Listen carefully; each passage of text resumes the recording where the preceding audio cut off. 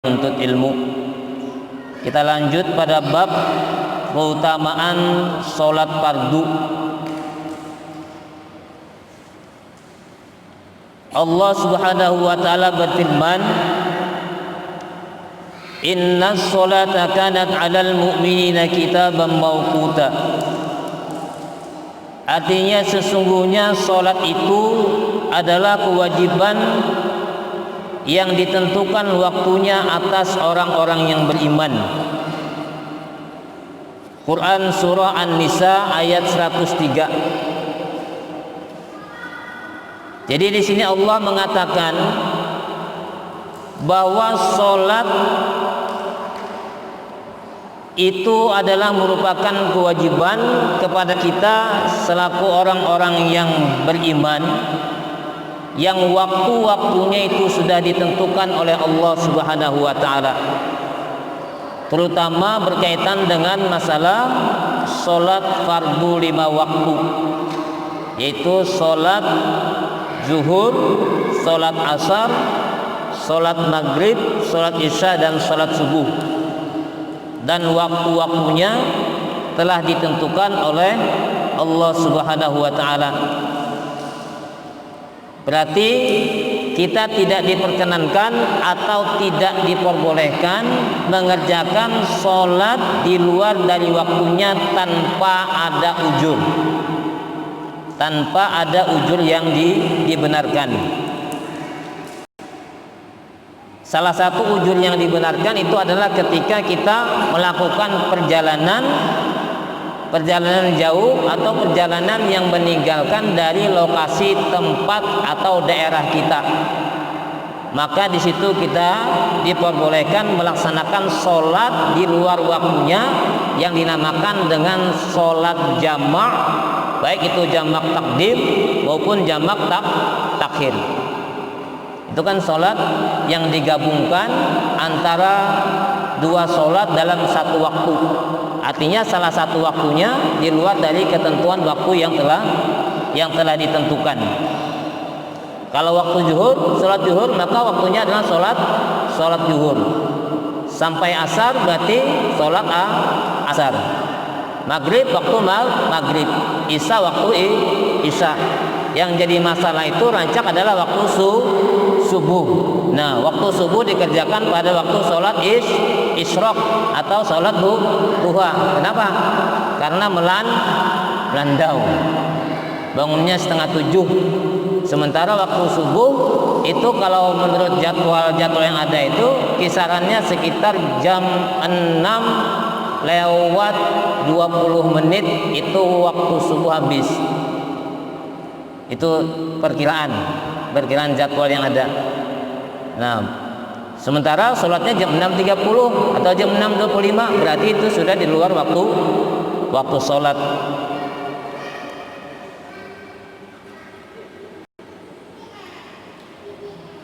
Allah Subhanahu wa taala juga berfirman, "Ya ayyuhalladzina amanu la tulhikum amwalukum wala auladukum an dzikrillah wa may yaf'al dzalika fa ulaika humul khasirun." Artinya, wahai orang-orang yang beriman, janganlah harta kalian dan anak-anak kalian melalaikan kalian dari mengingat Allah. Barang siapa yang berbuat demikian, maka mereka itulah orang-orang yang rugi. Nah, kita termasuk dalam kategori orang yang rugi yang dikatakan Allah dalam surah Quran surah Al-Munafiqun ayat 9, yaitu orang-orang yang rugi adalah orang yang apabila orang itu beriman tetapi karena anak-anaknya, kemudian karena harta-hartanya, sehingga dia melalaikan untuk mengingat Allah. Nah, berarti kita rugi nih. Rugi apabila karena anak kita, apabila harta kita menyebabkan kita lupa untuk mengingat Allah. Karena kita sibuk melakukan usaha, lakukan kegiatan-kegiatan untuk mencari kehidupan, untuk mencari harta, lalu kita kada ingat lagi untuk mengingat Allah, dalam artian tidak ingat lagi untuk sholat. Rugi kita tuh berarti. Ini Allah yang mengatakan kita itu rugi. Orang ajan kita tidak kita hiraukan, kita terus saja mencari harta, bahkan seringkali terucap tanggung, sedikit lagi nah, sedikit lagi nah, sedikit lagi. Akhirnya kada tuntung-tuntung sampai waktu sholat habis. Atau bisa juga 3 menit lagi waktu sholat habis, dia sholat, walaupun dia masuk dalam waktu sholat, itu bisa jadi masuk dalam kategori orang yang melalaikan sholat, karena termasuk yang melambat-lambatkan sholat. Kemudian Al-Hakim meriwayatkan hadis dari Ibnu Umar radhiyallahu anhuma, ia berkata, Rasulullah shallallahu alaihi wasallam bersabda yang pertama kali, nah ini nih, yang pertama kali difardukan oleh Allah kepada umatku, nih, kepada umatku adalah sholat 5 waktu. Kemudian yang pertama kali diangkat dari amal-amal mereka adalah sholat 5 waktu. Dan yang pertama-tama kali dipertanyakan terhadap mereka tentang amal-amal mereka adalah sholat 5 waktu. Nah, jadi yang pertama kali diwajibkan nih Nabi itu adalah sholat 5 waktu. Kemudian yang pertama kali juga nanti dipertanyakan terhadap mereka tentang amal pun itu adalah juga sholat 5 waktu. Siapa yang menyia-nyiakan sesuatu pun darinya, Allah yang maha berkah lagi maha mulia berfirman, nah ya Allah nih, lihatlah, adakah hambaku itu mempunyai sholat sunat yang dapat dijadikan pelengkap atas kekurangan sholat fardu? Bagaimana? Jelas juga kah? Karena sempat urak ambal, itu kan bilangnya ambal kada diurak, gabung-gabung seharusnya tambah pusing kepala. Kalau di atas nyaring aja kadang-kadang. Ada sempat ya ambal. Adakah hambaku itu punya tadi?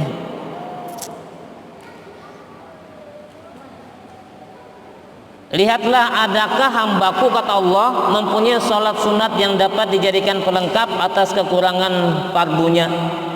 Ini Allah mengatakan, adakah di antara hambaku itu, kata Allah, mempunyai pahala-pahala sholat sunat yang bisa dijadikan untuk menambal, ya, untuk menambal kekurangan dari sholat fardunya. Coba yang dimatikan aja, yang di depan dimatikan, dites. Siapa tahu kurang gemanya.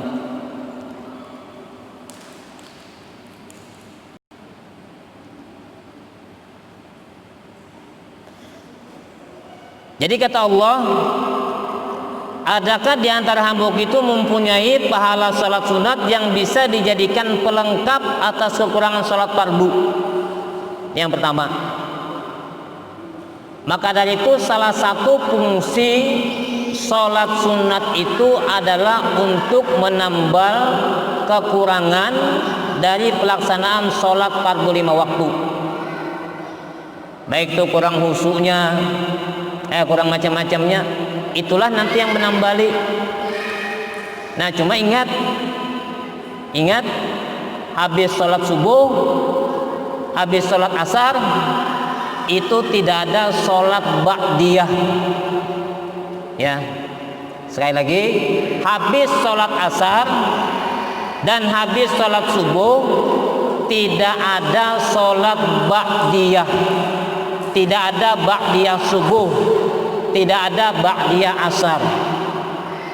Karena ulun melihat ada beberapa tempat orang yang habis sholat asar, imam sudah taqabbalallahu minkum, ia berdiri bangun sholat sunat ba'diyah asar 2 rakaat. Nah, mungkin sidin kita tahu Di makmum imam kada tahu lah. Ya bupang. Anak itu agur belak-belakannya. Kalau binatang singgung bulan, ini sampaikan lain lah.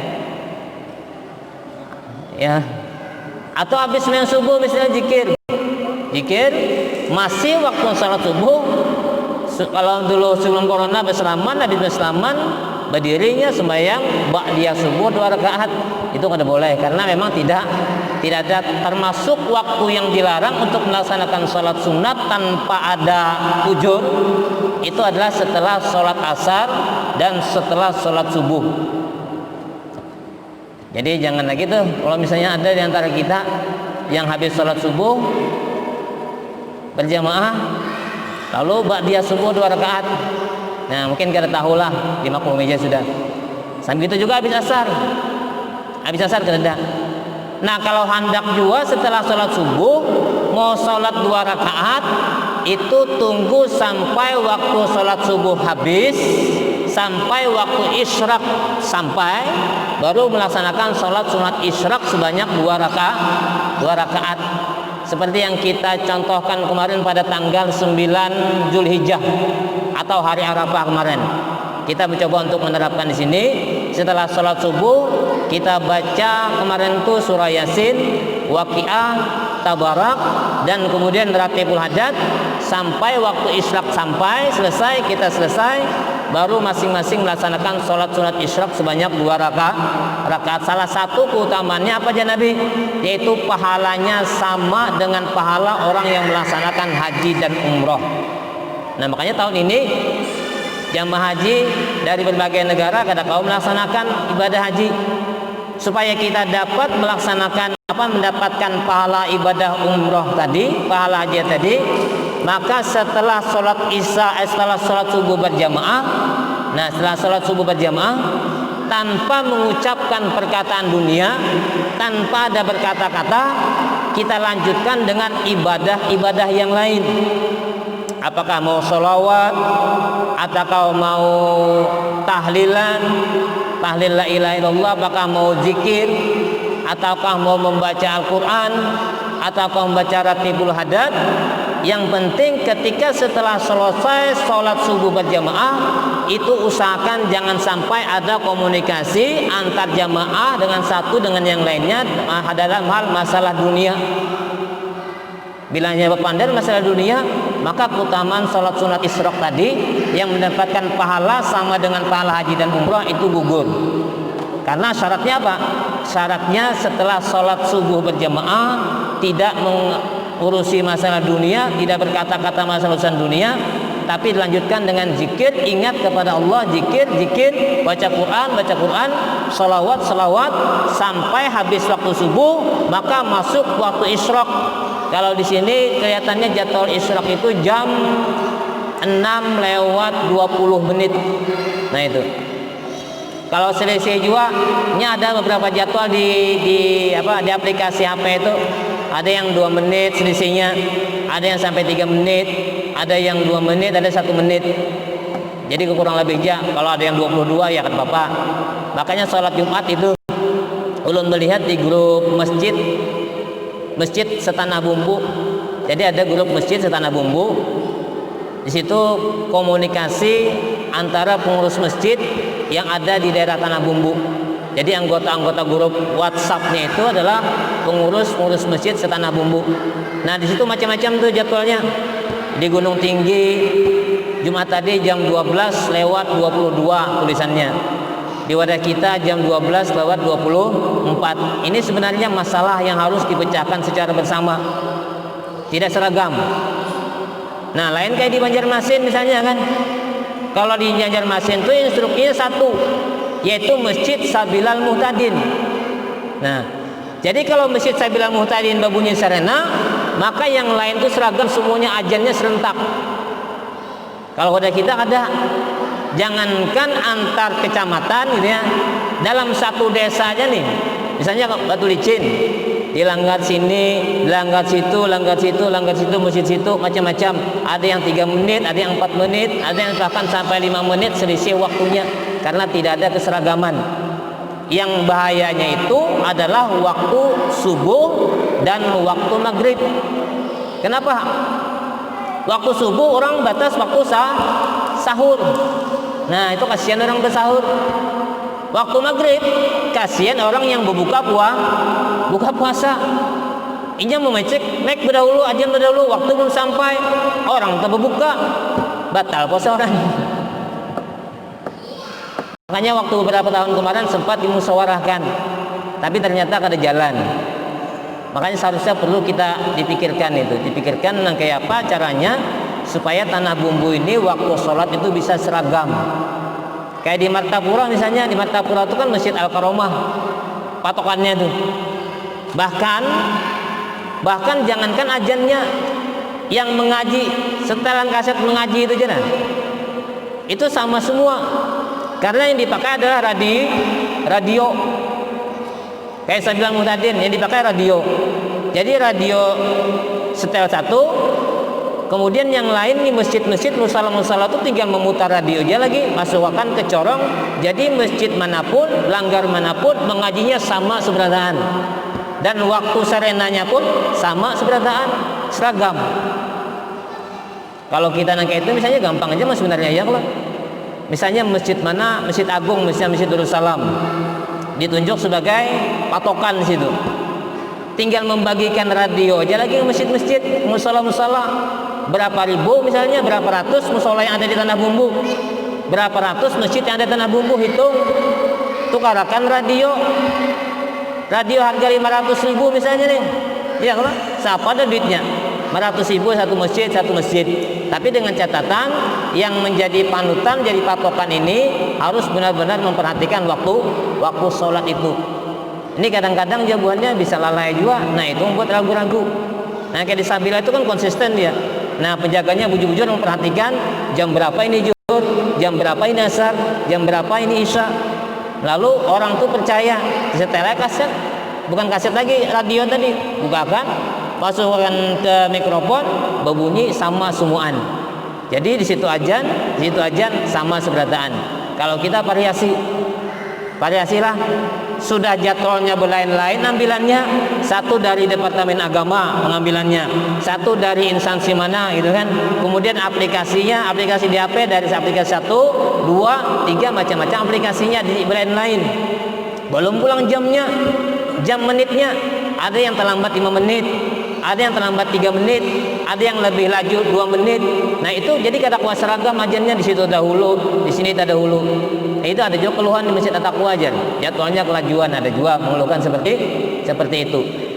Seharusnya jadi pemikiran pemerintah daerah bagaimana minimal waktu yang sewaktu. Yang sewaktu itu misalnya kan Batu Licin, kemudian Simpang 4. Kalau daerah Sungai Danau itu mungkin selisih 2-3 menit bisa jadi.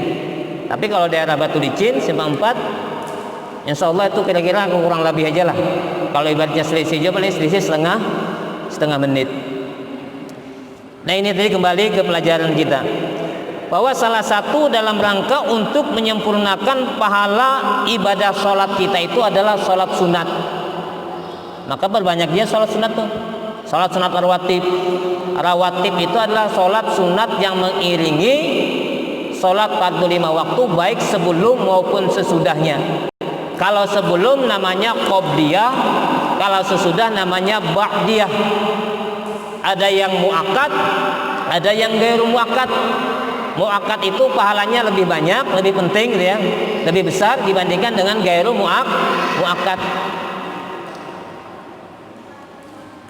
Tapi muakkadkah, kada muakkadkah, tetap kita gauli. Siapa tahu yang gairu muakkad tadi dianggap pada penting, itu justru bisa menyelamatkan sholat fardu 5 waktu kita.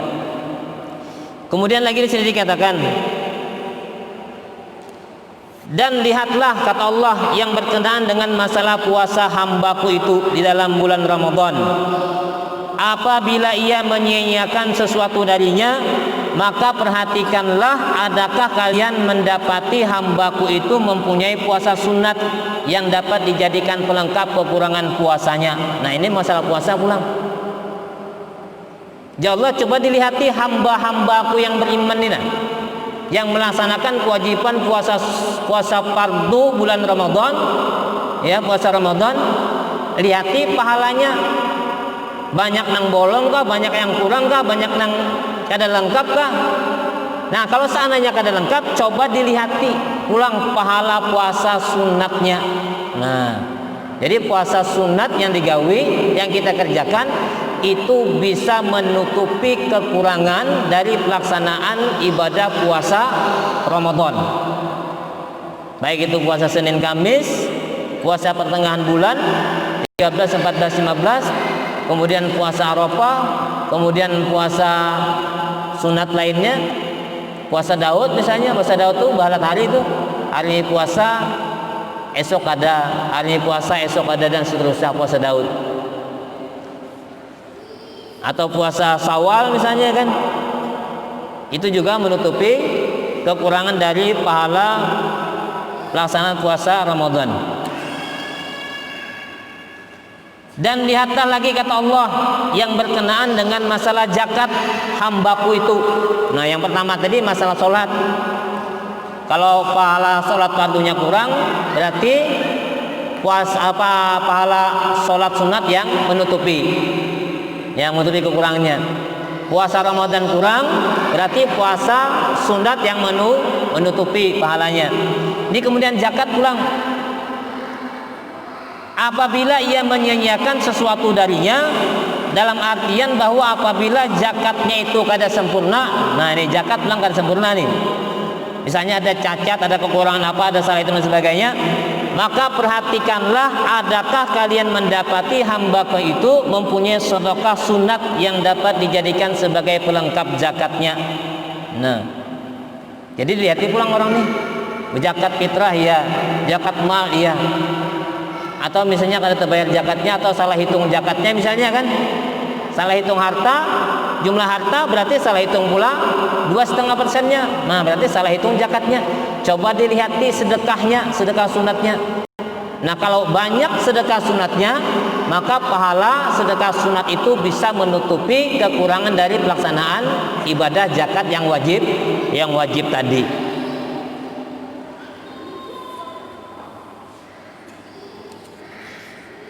Kemudian pahala ibadah sunat itu diambil untuk fardu-fardu Allah, dan itu dilakukan melalui rahmat dan karunia dari Allah Subhanahu wa taala.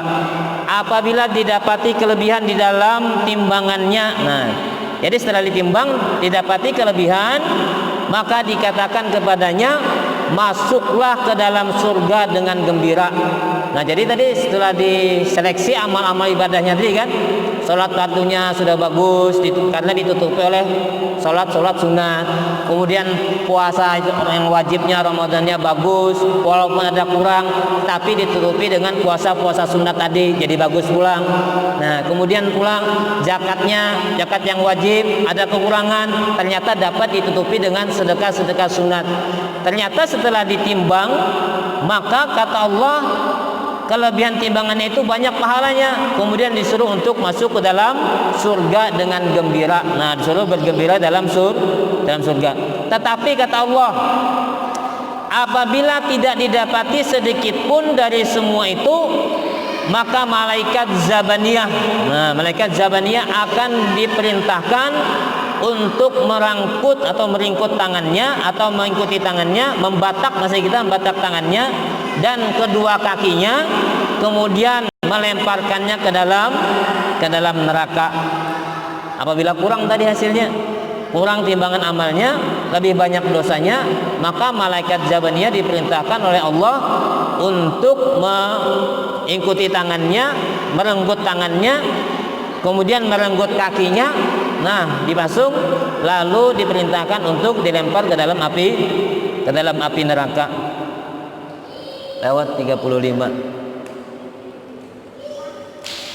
Kemudian satu lagi Muslim meriwayatkan hadis dari Abu Dzar radhiyallahu anhu, Rasulullah sallallahu alaihi wasallam bersabda, "Basallu salawatil khamsi masrun nahril ghamrin ala babin hadikum yaqtasilu minhu kulla yaumin khamsa marrat fama yubki dzalika minad danas."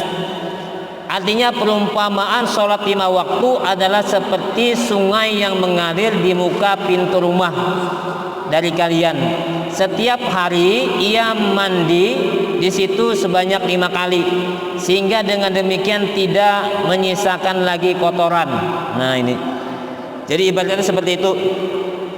Ibarat kita mandi dalam waktu sehari itu 5 kali sehari. Dengan mandi itu kita, di tubuh kita kotoran-kotoran akan berjatuhan, akan gugur. Nah begitu juga dengan sholat 5 waktu. Apabila kita kerjakan sholat 5 waktu, subuh, maghrib, isya yang 5 tadi, maka dosa-dosa kita pun juga digugurkan oleh Allah Subhanahu wa taala. Jadi salah satu manfaat dari sholat atau keutamaan dari sholat 5 waktu itu adalah untuk menggugurkan dosa-dosa kita.